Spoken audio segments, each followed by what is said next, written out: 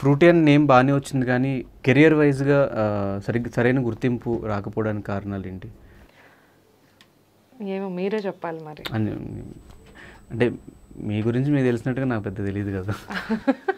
తెలియకుండా ఈరోజు ఇంటర్వ్యూ చేయరు కదా, తెలుసుకుందానే చేస్తున్నాను. అంటే నా వరకు గుర్తింపు వచ్చిందని అనుకుంటున్నాను. అంటే ఇన్ని సినిమాలు చేయాలి ప్రాపర్గా ఇది వచ్చిందని కాదు, కానీ నా వరకు, నా సర్కిల్ వరకు, నా ఇది వరకు నాకు అది చాలా అనిపిస్తుంది. అంటే ఎవరికైనా హై ప్రొఫైల్కి వెళ్ళాలి, ఇంకా మంచి పేరు రావాలి అనే సక్సెస్ గురించే చూస్తారు. కానీ ఏమో ఎవరి టైం ఏ టైంకి లక్ ఫేవర్ చేస్తుందో ఆ టైంకి అలా వస్తుంది, అంతే కదా. మనం ఎంత వెనకబడి ఎంత ఇది చేసినా కూడా రాదు. మేబీ ఆ ఇదిలో ఉందేమో, నాకు ఇంకా టైం ఉందేమో రావడానికి. అంటే ఇక్కడ రెండు ఏముంటాయంటే, ఒకటి స్టోరీ సెలెక్షన్. మన దగ్గరికి వచ్చిన స్టోరీస్ని చాలా మంది వరకు ఏదో ఒకటి వచ్చింది చేసేద్దాం అనేసి ఉంటుంది, అదొక మైనస్ అయ్యే ఛాన్సెస్ ఉంటాయి. ఇంకొంతమంది సెలెక్టివ్గా వెళ్తారు, చేసిన కొన్ని సినిమాలైనా గుర్తుండిపోయే క్యారెక్టర్స్ వస్తాయి. సో ఈ రెండిట్లో ఏ కేటగిరీ ఎంచుకోవచ్చు మీరు తీసుకోవాలనుకుంటే? మేబీ స్టోరీస్ నేను అన్నీ వచ్చినవన్నీ యాక్సెప్ట్ చేయలేదు కాబట్టి అలా అయిందేమో. ఎందుకంటే నాకు డిఫరెంట్ కాన్సెప్ట్, ఇప్పుడు కొబ్బరిమట్ట కానీ లేకపోతే ఎఫ్ఐఆర్ కానీ ఇలా కొంచెం డిఫరెంట్గా చేద్దామని. సో ప్రతిదీ వచ్చిన ఏ లవ్ స్టోరీయో, అదే చెప్తున్నా కదా, హారర్ స్టోరీయో ఏదో రొటీన్ది వస్తుంది. నేను అది దానిలోకే వెళ్దాం అని అనుకోవట్లేదు. అండ్ వచ్చినవన్నీ వస్తున్నాయి కదా అని చెప్పేసి డబ్బుల గురించో లేకపోతే దేని గురించి చేయాలని కూడా నాకు లేదు. చేస్తే ప్రాపర్గా చేద్దాము, డిఫరెంట్గా ట్రై చేద్దాం. వర్కౌట్ అయితే అయ్యింది, ఫ్లాప్ అయితే ఫ్లాప్ అయింది. ఫ్లాప్ హిట్ అన్నది పక్కన పెట్టేస్తే నా వరకు ఏదైనా డిఫరెంట్గా చేయాలని. అండ్ కెరియర్లో సినిమాలు చూసుకుంటే కొబ్బరిమొట్ట అనే సినిమా ఒక మంచి రికగ్నైజేషన్ తీసుకొచ్చింది పర్టికులర్గా నీకు. సో ఎలా అనిపిస్తుంది ఆ సబ్జెక్ట్ ఒప్పుకోవడానికి రీజన్ ఏంటి? అంటే నేను ఇండస్ట్రీకి రాకముందు సంపూది హృదయకాల్యం సినిమా చూసా. ఇండస్ట్రీకి రాకముందే అంటే అప్పుడే వస్తున్నాను అనుకుంటా, వైజాగ్లో ఉన్నాను అప్పుడు, రిలీజ్ అయినప్పుడు చూసి అబ్బా ఈ డైరెక్టర్కి తింతో ఎందుకు చేయాలని అనిపించింది. కానీ ఏం చేశాడు, అందరు విజిల్స్ క్లాప్స్ అవి ఇవి గోల్ అంతా చూసి అబ్బా చేస్తే ఇలా చేయాలేమో డిఫరెంట్గా అని ఒక క్రేజ్, సంపు డిఫరెంట్ క్రేజ్ ఉంది నాకు. సరే చేద్దాం అనుకుని అలాగే నేను కరెంట్గా చేస్తున్నాను. మంచు మనోజ్ వాళ్ళ మూవీ చేస్తున్నప్పుడు వాళ్ళు ఏదో పని మీద ఏదో సన్నీ లియోన్తో మాట్లాడడానికో దేని గురించో వచ్చారు ఆ టీం, కొబ్బరిమట్ట టీం కరెంట్గా లొకేషన్కి.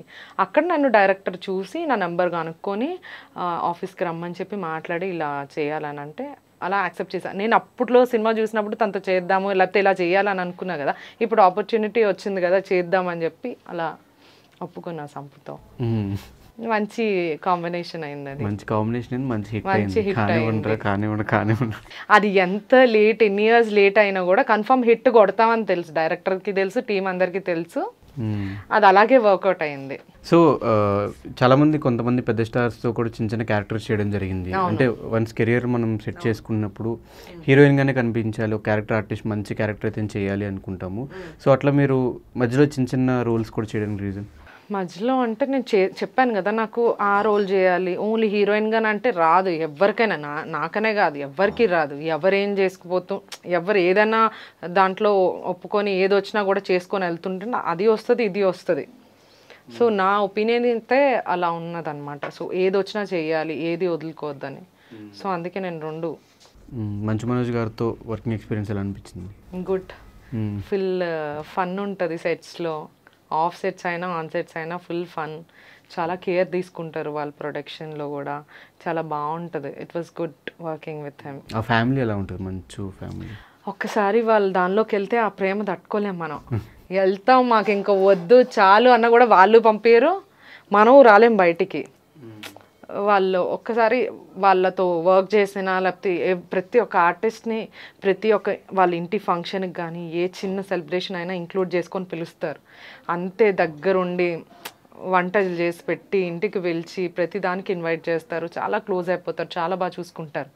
మెయిన్గా ఆడపిల్లలని వాళ్ళందరినీ కూడా చాలా బాగా చూసుకుంటారు. అంటే నా వరకు నేను వాళ్ళతో వర్క్ చేయడం వల్ల నాకు చాలా, నేను బయట స్టార్టింగ్ వర్క్ చేయకముందు ఏదో రాంగ్ ఇవంతా విన్నాను, లైక్ అబౌట్ రెమ్యూనరేషన్స్ కానీ అవన్నీ.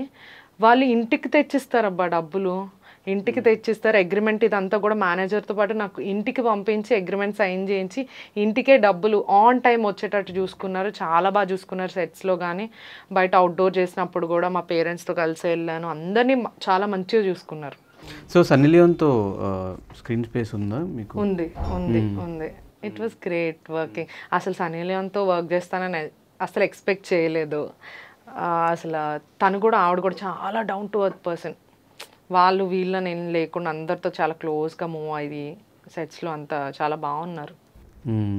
ఎలా అనిపించింది సన్నీ లియోన్తో? ఏం మాట్లాడావు ఫస్ట్? ఏం అంటే మాట్లాడారు? ఎప్పటి నుంచో మనం వీడియోలు చూస్తూ కూర్చున్న వాళ్ళం. మనం కాదు, మనం అంటే ఆ వీడియో మీరు మీరు మనం అంటే ఏదో అనుకుంటారు. కాదు కాదు, వీడియోస్ అంటే అవి బాలీవుడ్ లో. అదే బాలీవుడ్ వీడియోస్ కానీ అవన్నీ నేను ఎక్కువ చూడలేదు. మీరు చూసినన్ని నేను కరెంట్ తీయగలను ఫస్ట్ టైం చూసేసాను. నేను కూడా అక్కడ సెట్స్ లోనే చూసాను, వినడమే కానీ నేను ఎప్పుడు చూడలే. అదే సో లైవ్ లో చూడడం అసలు డాల్. ఇంకా ఆవిడ నాకు ఒక డాల్ని చూస్తే లేకపోతే పట్టుకుంటే ఎలా అనిపిస్తుందో నాకు ఆవిడని చూడగానే అలాగే అనిపించింది. ఒక గాజు బొమ్మ అంటారు కదా. పట్టుకున్నావు? ఎందుకు పట్టుకున్నావు అంటే సీన్స్ ఉన్నాయి అక్కడ వర్క్ చేసినప్పుడు కలిసి పిక్